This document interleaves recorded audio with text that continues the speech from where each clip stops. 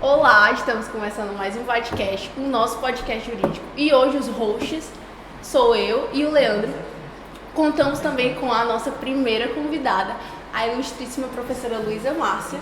Ela que é advogada, mestre em ciência política pela UFPI, especialista em direito processual penal e em direito também, coordenadora do NPJ, o Núcleo de Práticas Jurídicas da FAESP e ESVAP, e que também participa da metodologia ativa e inovadora da Faculdade FAESP e ESVAP. Seja bem-vinda, professora. A gente primeiramente quer saber como você entrou nessa área do direito. Explique pra gente sua trajetória. Olá, pessoal. Primeiramente, gostaria de agradecer o convite para participar desse projeto bastante promissor. E dizer para vocês que o direito, ele desde muito cedo já se manifestou na minha vida. Desde adolescente eu já tinha esse desejo de ser advogada, né? Porque a primeira coisa que a gente imagina que o direito ele vai nos proporcionar é a carreira da advocacia. Porém, a gente tem inúmeras outras possibilidades. Então, eu lembro que desde adolescente eu sempre dizia que a minha profissão seria advogada. Então, surgiu a oportunidade, quando eu terminei o ensino médio, de fazer o vestibular para Direito na Universidade Estadual do Piauí, aqui em Parnaíba. E eu ingressei no curso, dos meus sonhos. Porém, inicialmente não fui ser advogada, que eu achava que seria de imediato. Segui durante um tempo a carreira de servidora pública municipal e surgiram oportunidades de me especializar. Fiz uma primeira especialização em Direito e Processo Penal, por questão de oportunidade, aquela questão, você queria ser advogada criminalista, A oportunidade que eu tive inicialmente foi de me especializar nessa área, então eu me especializei nessa área. Com a especialização eu tive a oportunidade de ingressar na docência, que a princípio não era a minha pretensão ser professora, mas hoje eu me realizo muito como professora. Eu costumo dizer que a docência me escolheu, eu não escolhi a docência inicialmente, mas a docência me escolheu e fez com que eu me apaixonasse por ela, e estou até hoje conciliando a advocacia e a docência, E são duas áreas que me dão muita satisfação, em atuar. E por conta da docência, eu tive a necessidade de melhorar o meu currículo, E precisei fazer um mestrado. Aí, mais uma vez, a oportunidade que eu tive foi de fazer o mestrado em ciência política, É uma área próxima do direito que também me ajuda muito na minha vida profissional. Hoje eu também leciono a disciplina de ciência política, por conta da minha pós-graduação a nível de mestrado, E recentemente eu fiz uma pós-graduação em metodologias ativas e inovadoras por exigência também do mercado da docência, que hoje exige cada vez mais a implementação dessas práticas inovadoras em sala de aula para transformar essa realidade do ensino, E estou, trabalhando com ela aqui na faculdade, onde eu sou atualmente professora titular, das disciplinas de processo civil. Aí você, professora, mas você acabou de dizer que a sua especialização é em processo penal, mas eu me apaixonei pelo processo civil. E aí, hoje eu advogo no processo civil e raramente, esporadicamente, no penal. Mas o meu nicho de atuação é a área civil, com foco em direito de família e sucessões. O engraçado é que, assim, a gente, quando a gente está estudando na faculdade, a gente tem um amor imenso por penal. Só que é engraçado que todos os professores já conhecem a trajetória, que a gente se apaixona por penal, mas a gente acaba casando com civil. Exatamente. E foi assim com a senhora, Imagino. Eu estudei muito penal na faculdade, não vou negar. Estudei muito, era a disciplina que eu mais estudava. Porque o professor era muito exigente, cobrava muita gente, então a gente tinha que ralar bastante. Mas o civil, ele sempre esteve ali, me cativando, e na trajetória profissional foi um nicho que eu me adequei melhor.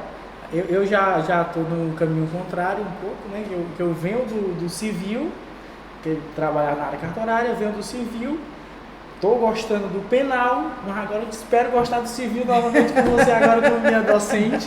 Espero gostar novamente. Espero reverter esse caso.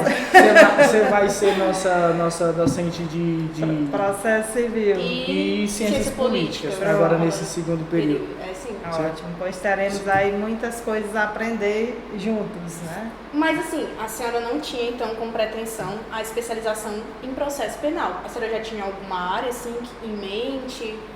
Ou assim? Na verdade, a gente quer uma especialização, né?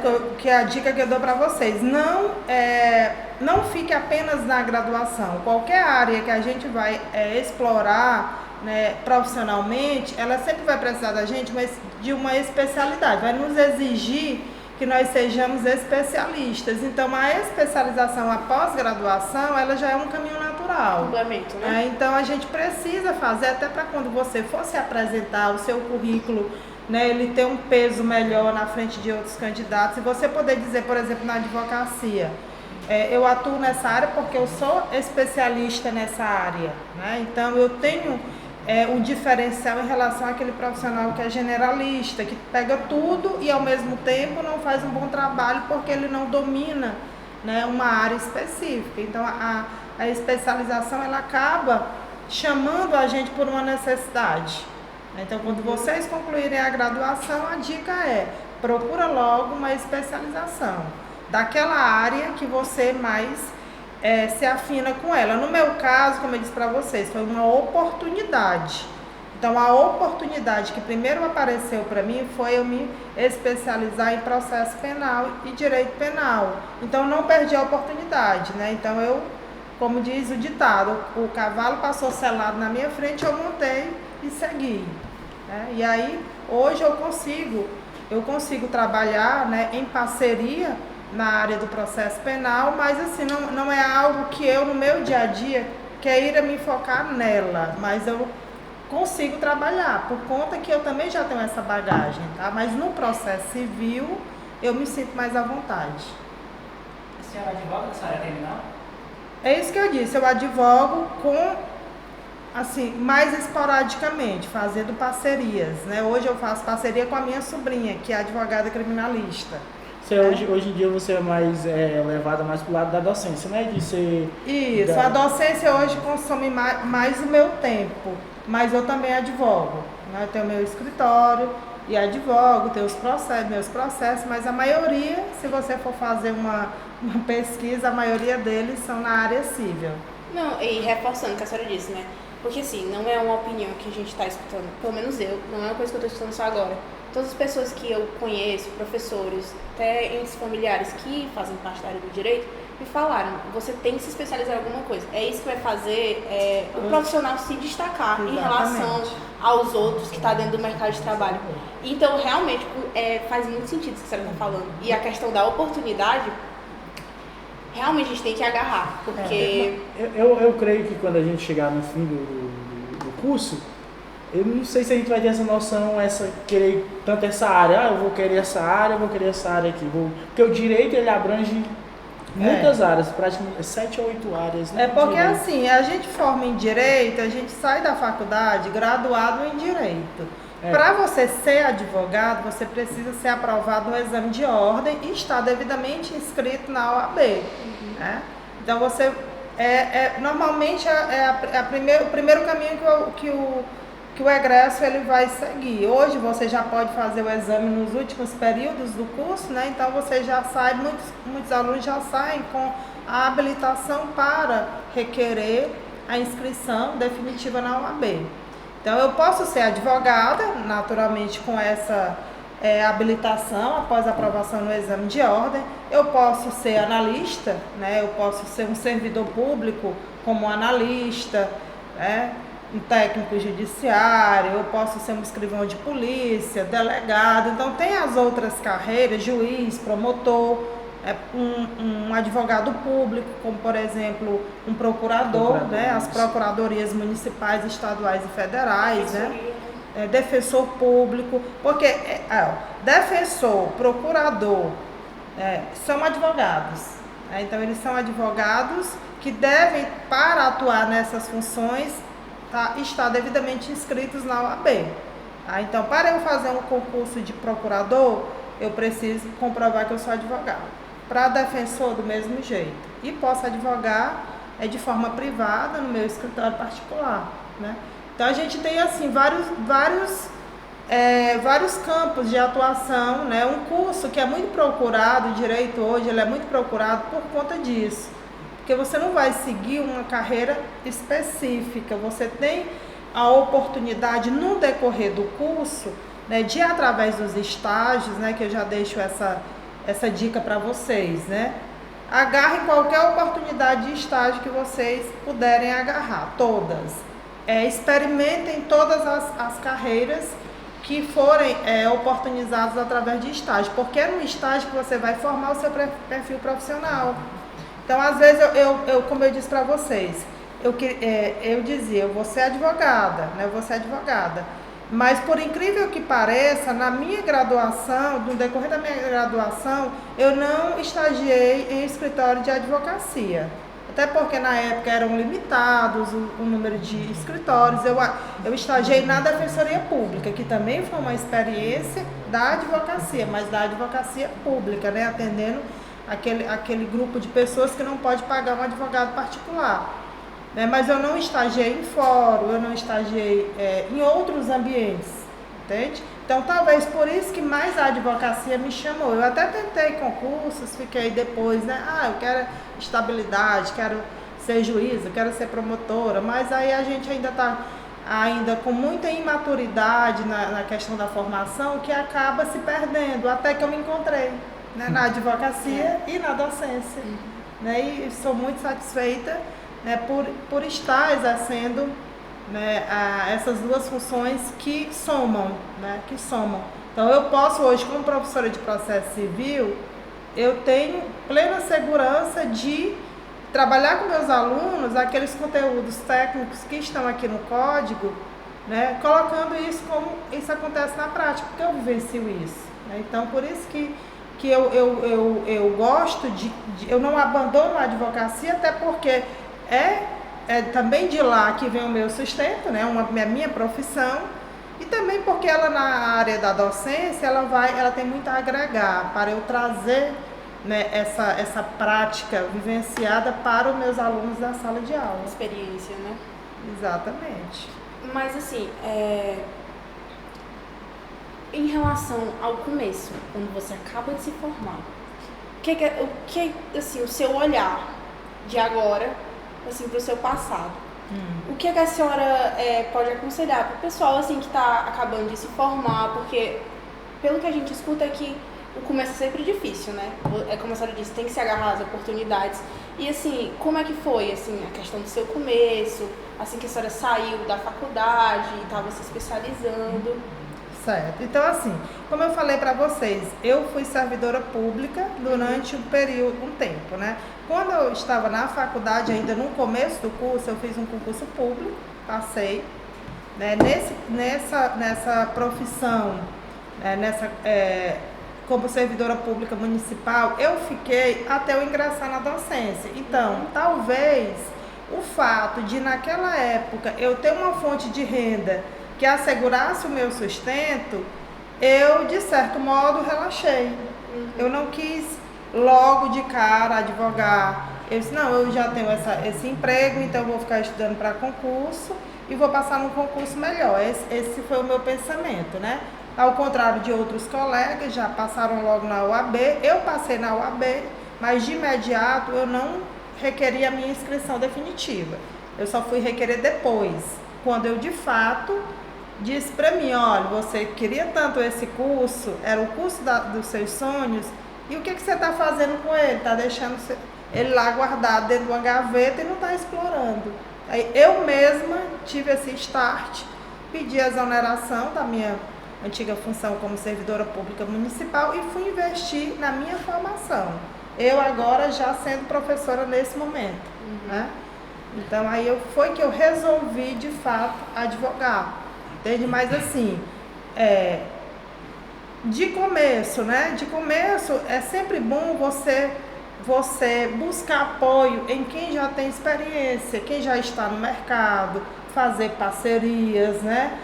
De repente alugar uma sala junto com outro colega que já tenha lá ali um caminho já percorrido. Então, uma experiência de início, sempre é bom você procurar, né, esses apoios, porque eles vão ser importantes para te dar uma segurança. Né? Mas é a lida da advocacia que, de fato, vai te dar, digamos assim, mais segurança. Não tem como, você tem que meter cara no mundo. Se você tivesse optado pela área de direito, você teria alguma outra área, assim, algo diferente que você faria hoje em dia? Na minha época, assim, eram as limitações, aqui no caso, em Parnaíba, né, as oportunidades de curso eram bastante limitadas. Então, assim, eu fiz vestibular para contabilidade e para direito. Aí eu passei nos dois. Porém, os dois cursos, eles eram no mesmo período, noturno. E aí eu não tinha como conciliar, eu tive que desistir, né, da contabilidade. Eu sempre dizia, quando eu terminar o direito, eu vou atrás de fazer o meu curso de contabilidade. Só que eu não fui, eu não quis mais outra graduação. Talvez, se eu fosse encarar uma nova graduação, a minha escolha fosse psicologia. Porque o direito e a psicologia, eles andam muito alinhados. Às vezes a gente é mais psicólogo, terapeuta, do que advogado, em alguns casos, porque às vezes a pessoa só precisa ser ouvida e o profissional do direito, ele precisa ter muito essa sensibilidade, né? Então seria uma graduação que eu ainda me arriscaria a cursar. Muito bem.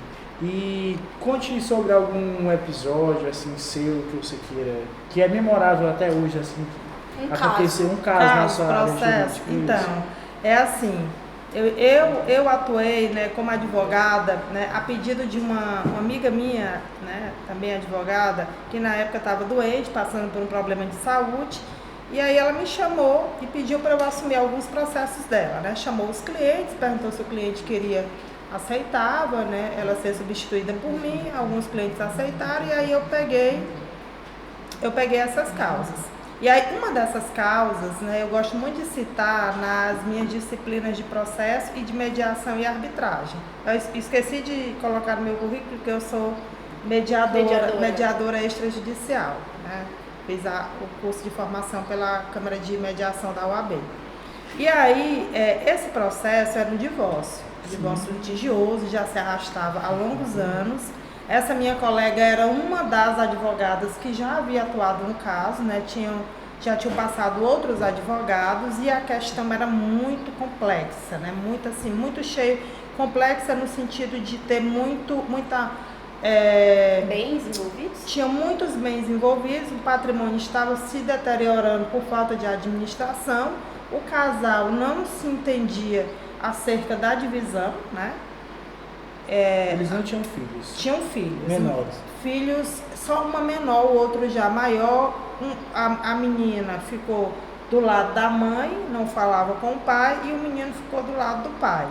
Mas era assim, muito ressentimento. A história, na verdade, o que complicava tudo era o ressentimento, a questão afetiva, sentimental, né? Sentimental envolvida no caso. E aí a minha colega chamou, eu chamei o cliente para conversar e vi que ali a gente poderia trabalhar no sentido de construir um acordo.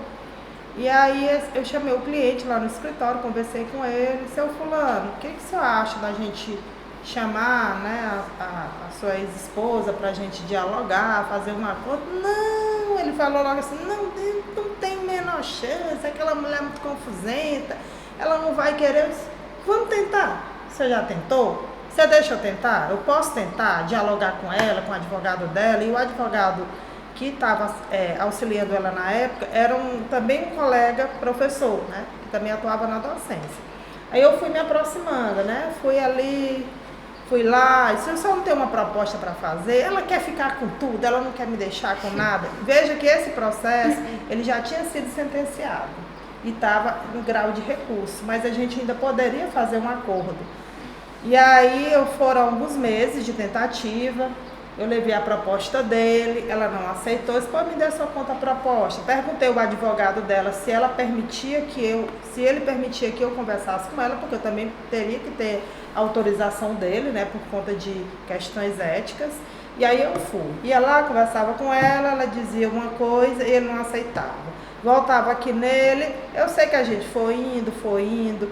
Aí eu conversei com ele, vamos dar uma volta por cima, tá? O senhor está muito... eu vi naquele senhor, eu vi um semblante de sofrimento. O senhor precisa tocar a sua vida para frente, ela tocar a vida dela para frente, vocês não vão mais voltar como casal. Então essa questão, né, de união conjugal já estava superada há muito tempo, mas a questão patrimonial era que ninguém queria ceder para ninguém. Aí eu sei que a gente foi indo, conversando de um lado, conversando do outro, chegamos a um acordo.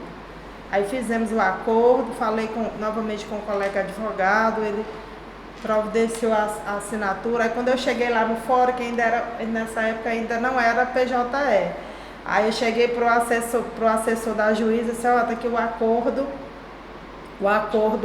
do processo tal, para homologação, me dê logo esse acordo bem aqui, porque você merece um altar, porque ninguém conseguiu uma proeza dessa e você conseguiu, vamos homologar logo antes que esse pessoal desista. E a gente conseguiu homologar. Hoje cada um deles segue sua vida, né, os seus respectivos destinos e prioridades. Então essa história ela me marcou muito, porque eu sempre falo para os alunos que a autocomposição, né? Hoje o profissional do direito que vai se destacar daqui para frente é aquele que vai trabalhar na linha de incentivar a autocomposição.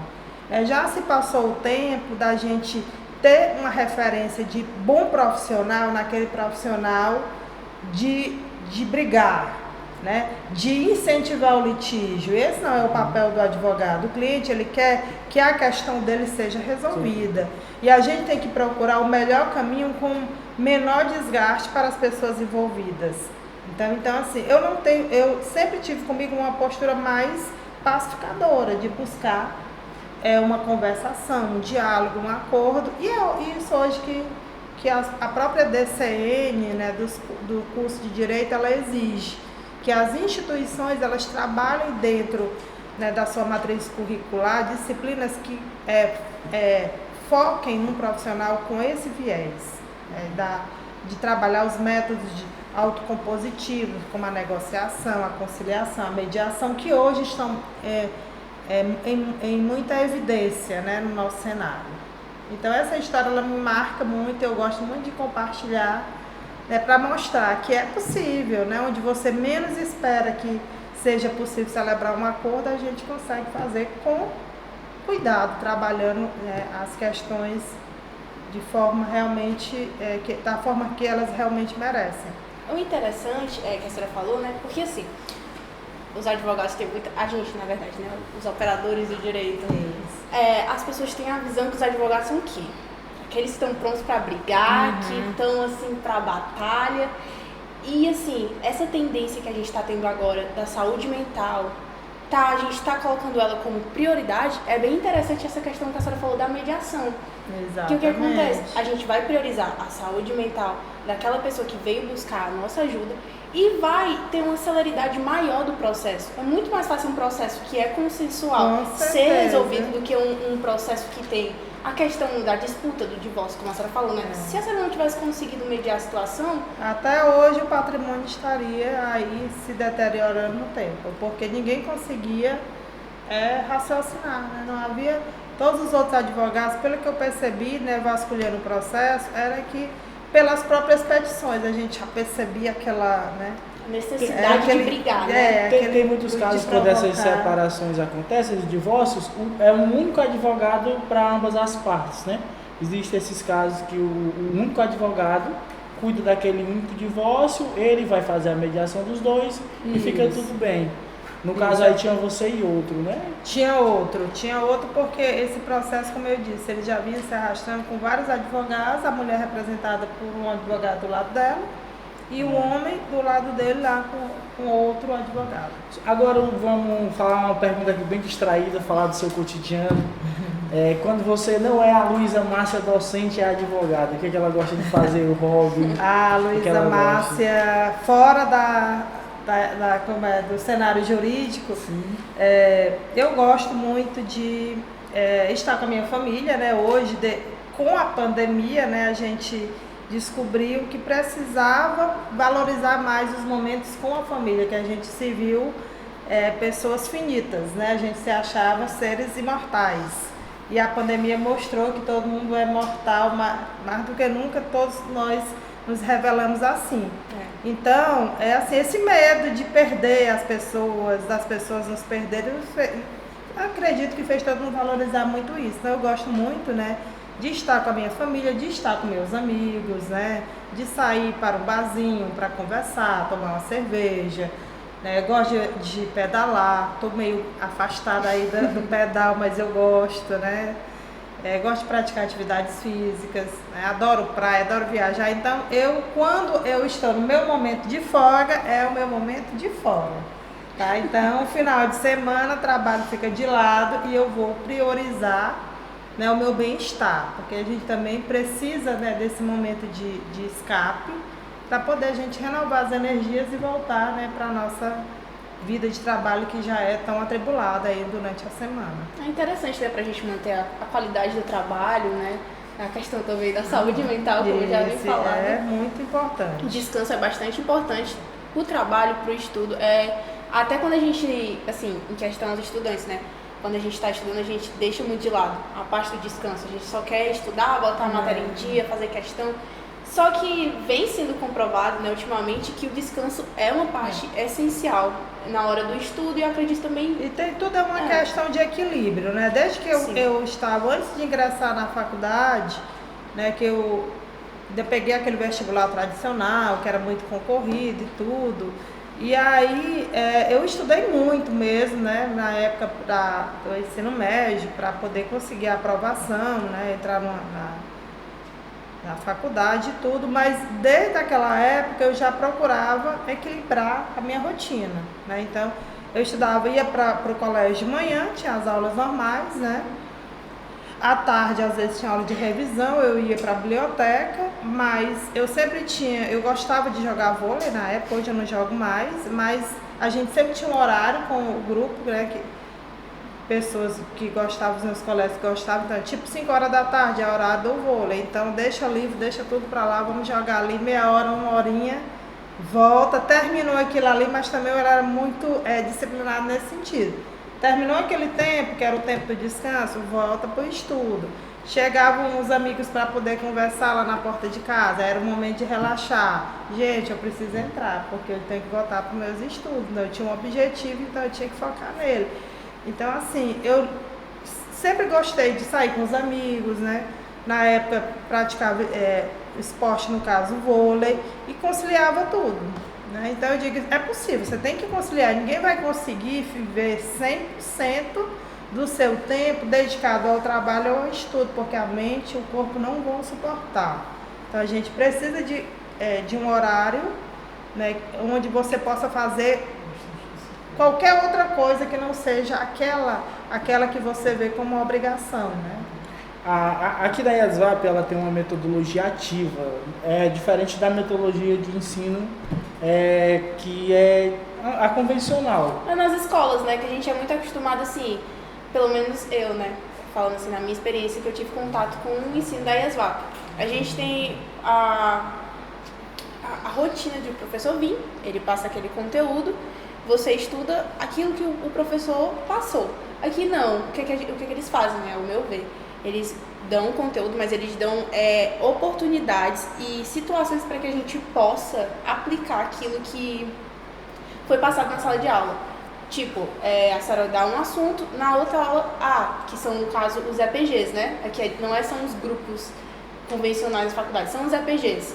Então, a senhora passa um conteúdo hoje, amanhã, se tiver sua aula novamente, a senhora passa um trabalho para que a gente possa aplicar dentro da sala de aula, com a sua supervisão, né, aquele conteúdo que foi repassado na aula anterior, né?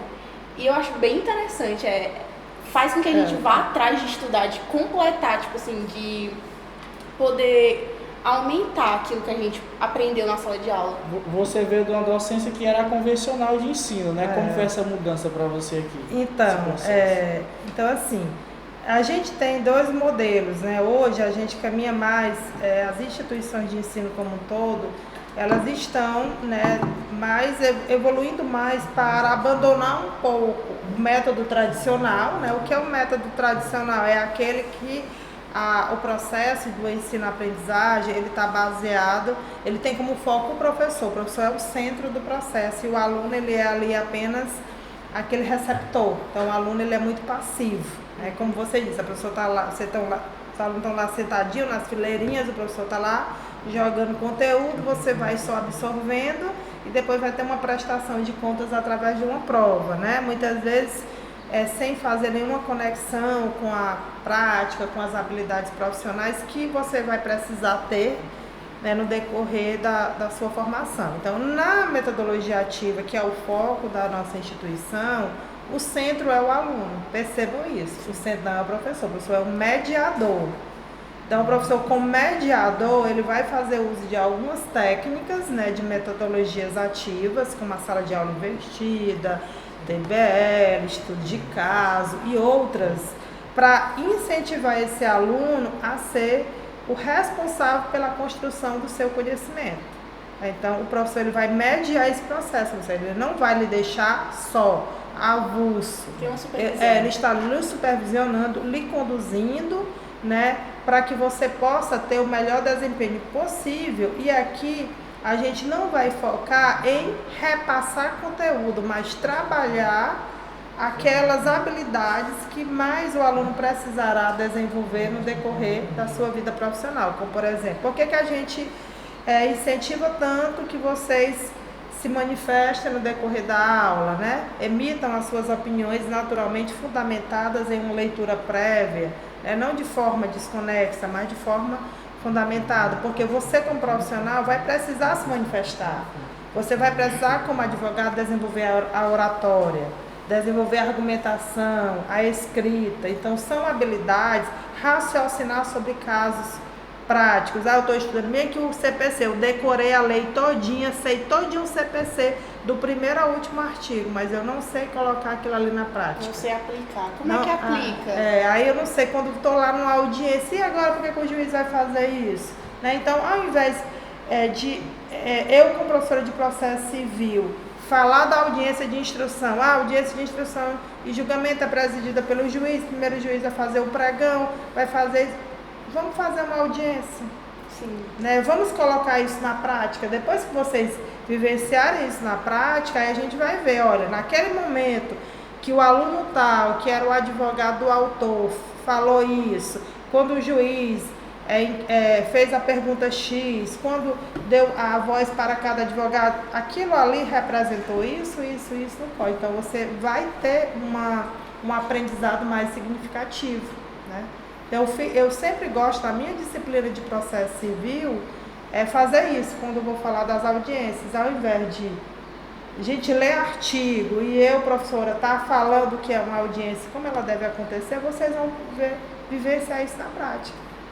O NPJ ele ainda é novo aqui na IESVAP, né? Me diga, conte aí pra gente como é que está o andamento, a importância dele para os alunos aqui da universidade. Pois bem, então o NPJ, para quem não conhece a sigla, é o Núcleo de Práticas Jurídicas. Então ele é um elemento que ele é obrigatório na estrutura de qualquer curso de direito, é como se fosse um ambulatório, né, de atendimento médico lá para a medicina. O curso de medicina precisa botar o aluno para atender o paciente e o direito precisa colocar o aluno para atender aquela pessoa com problema jurídico, né?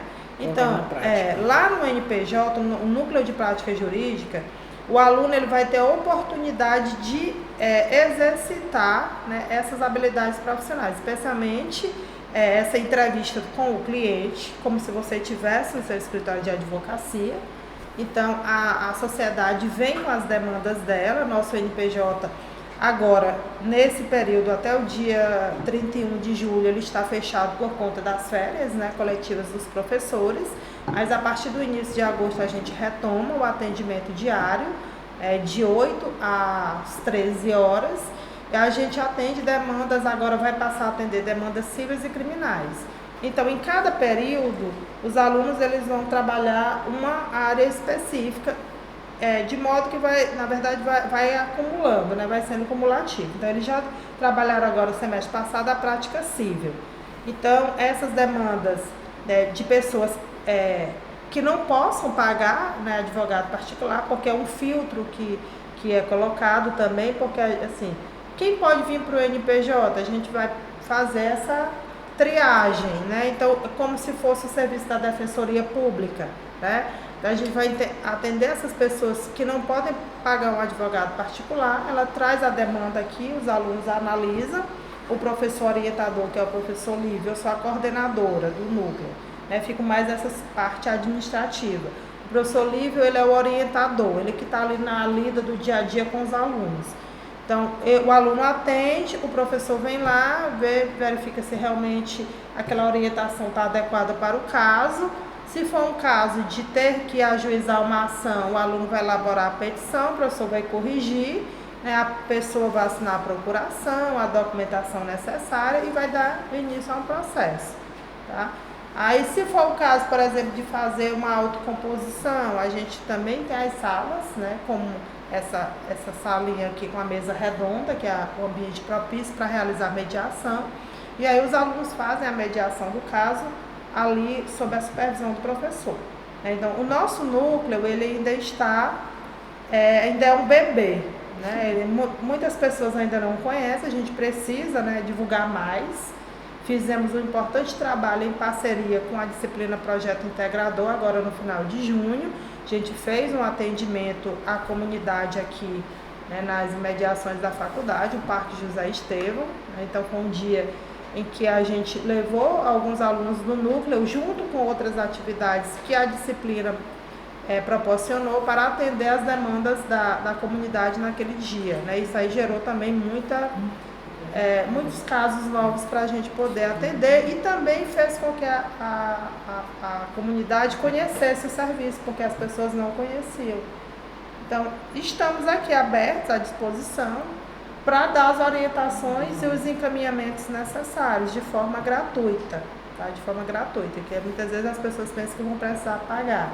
Tudo é gratuito, o atendimento, né? Os alunos fazem práticas simuladas e práticas reais, porque por enquanto, como a gente ainda não tem esse alcance ainda muito grande da sociedade, então naturalmente que vão ter horários de pouca demanda. Então, para que o aluno não fique ocioso, a gente fica intercalando as práticas reais e simuladas. O importante de projetos como esse, né, do NPJ, é que tanto garante a experiência para os futuros profissionais, mas também, como é que eu posso falar, ajuda a parte carente, né, da sociedade, que precisa da ajuda e por muitas vezes não tem como pagar, não tem acesso à informação, porque assim, é importante a divulgação, tá? Vai voltar a partir de que dia? A partir do início de agosto, primeira semana de agosto a gente já retorna. Aí, no horário lá que a senhora falou? De manhã. Certo. Então, é importante que todo mundo fique sabendo do conhecimento desse projeto, porque tanto ajuda os estudantes, mas também ajuda a parte da sociedade que precisa. E me diga outra coisa, a questão que eu já ouvi falar muito das suas aulas, né, que são bem conhecidas, a senhora costuma fazer audiências simuladas, é verdade? Sim. A senhora tinha falado normalmente mais na área civil, né, que é a área que a senhora... Isso.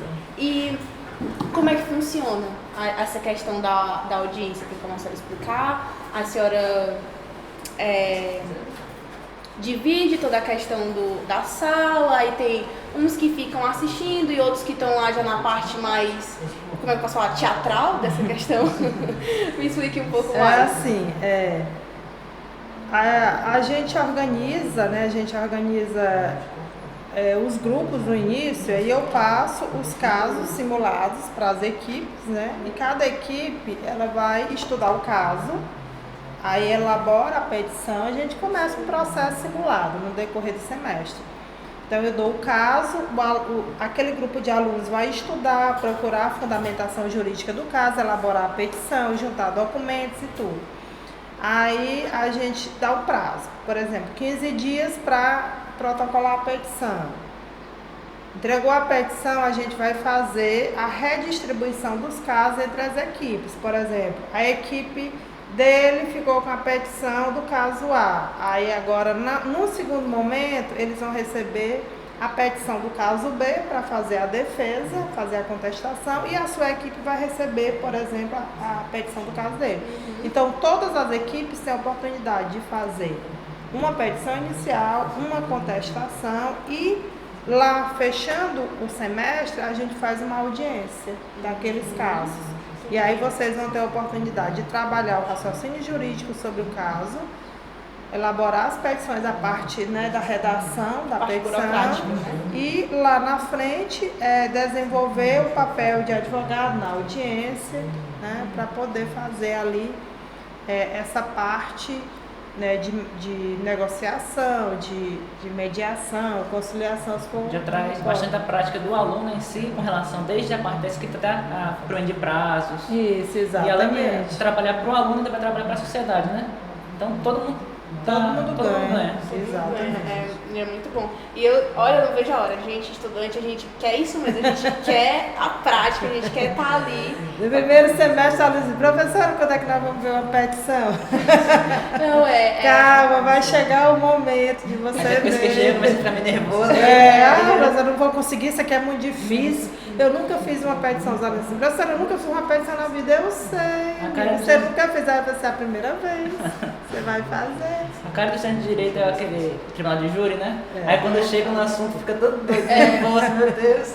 É uma ansiedade grande pra estar naquele momento. Quando chega... Ave Maria, tem gente que adoece, acontece tudo.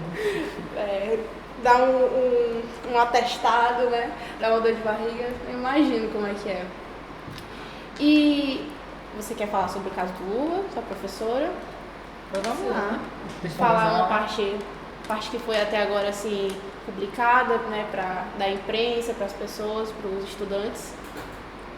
Certo, então vamos lá. Então vamos ver o que a gente conhece um pouco, né, desse caso. Quando eu ouvi algumas pessoas falando luva de pedreiro, eu falei, meu Deus, o que é isso? Será que é mais um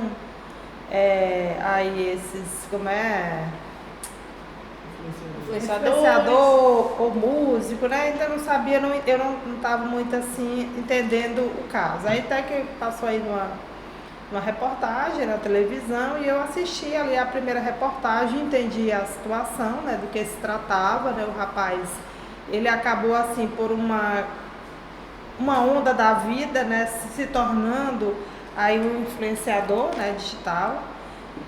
Por conta de alguns vídeos que ele postava, ele alcançou um número muito grande de seguidores. Todo dia ele postava aqueles vídeos dele ali que chamavam atenção. E naturalmente, né, a amplitude, né, que ele alcançou, né, o alcance que ele teve ali no número de seguidores chama a atenção, né, do mundo comercial, porque pode gerar retorno financeiro para aqueles que, né, investirem ali nessa pessoa que está se destacando. Então, né? Eu acho que ele também que ele estava chegando. Então eu vi que até pessoas em plano internacional se interessaram, né, pela história dele, para associar a publicidade, principalmente de futebol, porque ele fazia os vídeos dele associados, né, a futebol e tudo mais. Né, vídeos bem rudimentares, né, bem caseiros mesmo, mas que é o que as pessoas gostam de ver, né, aquelas coisas ali do cotidiano, né, da vida da outra. E aí ele foi procurado, né, pelo que consta na reportagem, ele foi procurado por um empresário, não era da cidade dele, ele é do Nordeste, né, foi um empresário do Sudeste, não sei agora exatamente o estado, se era de São Paulo, e esse empresário, ele prometeu alavancar a carreira do rapaz, né? E que tinham várias empresas interessadas em fazer investimento nele, contratos, né? A princípio, à primeira vista, bastante significativos, que ele poderia ficar rico e tal, porque até então ele estava fazendo aquilo como uma forma de diversão, sem ter nenhum retorno financeiro. Então, para ele também se mostrou como uma proposta interessante. Ele, uma pessoa de poucos conhecimentos, né, uma pessoa, entre aspas, ignorante, nesse sentido de conhecimento sobre essas questões contratuais. Os pais com conhecimento menor ainda, segundo ele próprio falou, né, quando o repórter perguntou, e você estudou até qual série? Ele falou, e seus pais são analfabetos. Então ele tem muito pouco entendimento de leitura e de compreensão, né, daquelas questões que envolviam o contrato. Fechou esse contrato, algumas restrições foram impostas a ele, como ele mesmo colocou, ele não podia mais gravar os vídeos do jeito que ele queria. Foi colocado um segurança na porta da casa dele, exatamente para poder limitar essa liberdade dele, porque o contrato previa isso. E aí, os seguidores perguntando, e os vídeos? Hoje o meu dia está triste, porque você não postou nenhum vídeo. Então, ele resolveu gravar um vídeo desabafando a situação dele, a angústia, porque esse empresário tinha prometido reformar a casa deles, uma casa muito simples, e até então nada de reforma havia sido iniciado, e ele percebeu na sua simplicidade que ele estava sendo prejudicado, né?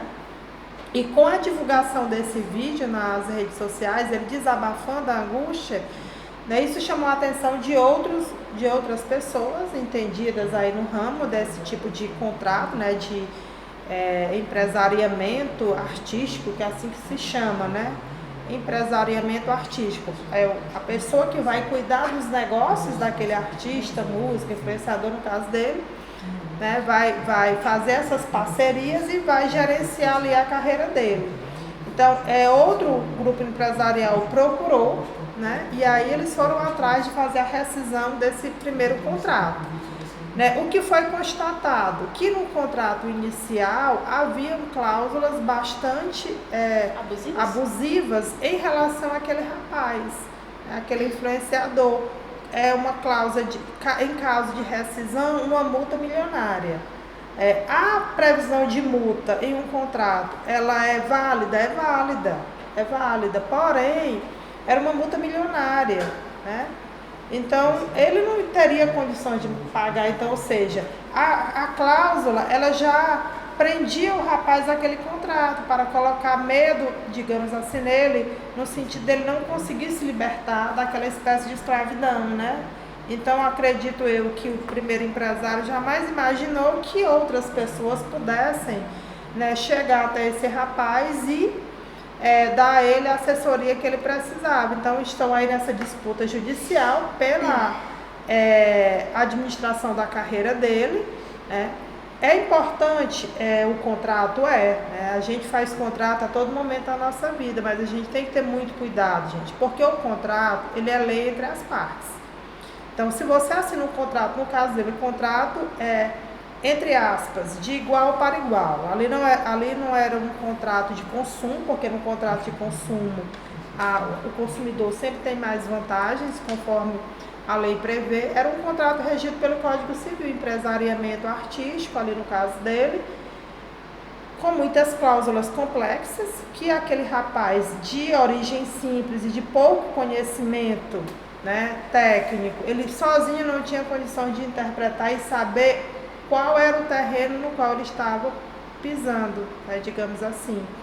Então, a ausência de conhecimento dele gerou benefícios desproporcionais, porque o contrato ele tem que ser equilibrado, ele tem que ter equivalência de obrigações e de vantagens. À medida que o contrato ele começar a ser bom apenas para um lado, em detrimento do outro, a gente vai ter um desequilíbrio. E esse desequilíbrio ele pode gerar um pedido de rescisão, ele pode gerar uma revisão dessas cláusulas por serem consideradas abusivas. Isso aí está previsto na lei. Então, além disso, né, a gente pode, na minha visão, né, eu vejo ali naquele contrato dele que um dos vícios do consentimento que maculam a validade do contrato está presente, que é a lesão. Porque ele assumiu uma obrigação desproporcional ao benefício que ele né, iria receber. Nunca recebeu nenhum dinheiro, né, segundo ele colocou, teve que pedir emprestar R$70 para comprar uma bola nova. Enquanto isso, o outro estava lá, né, segundo ele, né, administrando uma carreira que para aquele jovem até então não tinha gerado nenhum retorno que ele esperava e que foi prometido. Então a boa fé, né, a gente pode perceber também que podemos dizer que é um elemento que talvez não foi cumprido, né? Porque até que se prove o contrário, todo mundo age de boa fé. A má fé ela tem que ser comprovada. Mas em uma situação em que um jovem desse, né, com ignorância de conhecimentos, não teve nenhuma assessoria adequada para entender os termos do contrato. Porque o outro pode até dizer, não, mas eu li todo o contrato para ele e para o pai dele.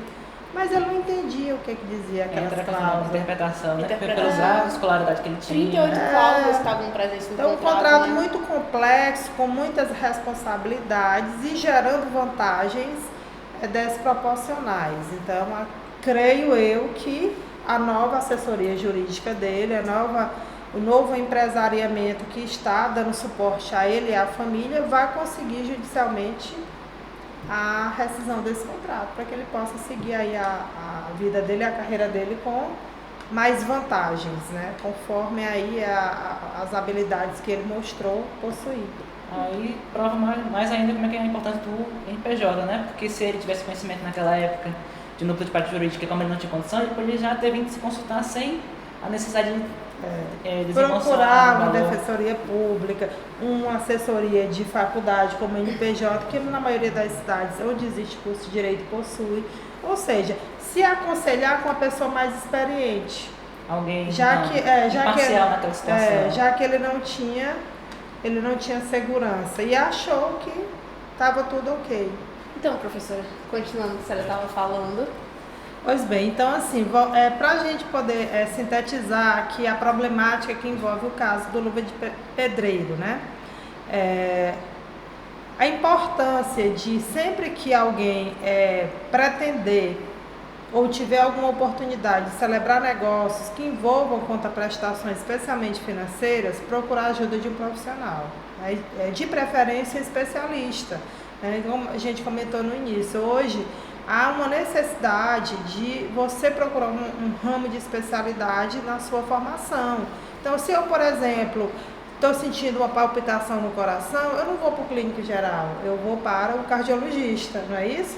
Se eu quebrar a perna, eu vou lá para o ortopedista. Então, no mundo do direito, também existem as especialidades. Então, é importante que aquela pessoa, especialmente que se sente insegura naquela negociação, que ela procure ajuda, tá? De uma pessoa mais experiente, de um advogado, especialmente de um advogado. Tá? Então, era necessário que esse rapaz, antes de assinar esse contrato, que ele tivesse acompanhado de um advogado, tendo em vista o contexto socioeconômico e também de conhecimento no qual ele estava inserido, né? Que claramente foram determinantes para toda essa situação que hoje ele está inserida nela. Talvez, se tivesse sido assessorado melhor, aconselhado melhor, ele não estivesse passando pelo que está, infelizmente. Mas a reversão, a felicidade para o caso, o desfecho do caso, é que juridicamente a situação dele pode ser revertida, ele pode sair dessa complexidade na qual ele foi inserido, tá? Com o menor prejuízo possível, né? Que é isso que se vai buscar fazer judicialmente, né? Resolver o problema da melhor forma, se fazer a justiça no caso concreto, que é o que se espera que seja feito ali, né, para a situação dele. Bem, pessoal, eu acho que já deu um tempo bom de vídeo, né? Eu queria pedir desculpas pelas interrupçõezinhas, alguns problemas, porque a gente ainda está no começo, mas acontece. Enfim, foi um prazer estar hoje aqui com a senhora Luísa Márcia. E, bem, próxima quinta já vamos ter um novo episódio com um novo convidado. Espero que tenham gostado. Compartilha, curte, comente deixa o like. E deixa o like. A gente conta com vocês no próximo episódio, galera. Tchau, tchau. Tchau, tchau. Tchau, tchau. 3, 2, 1 e... Estamos encerrando mais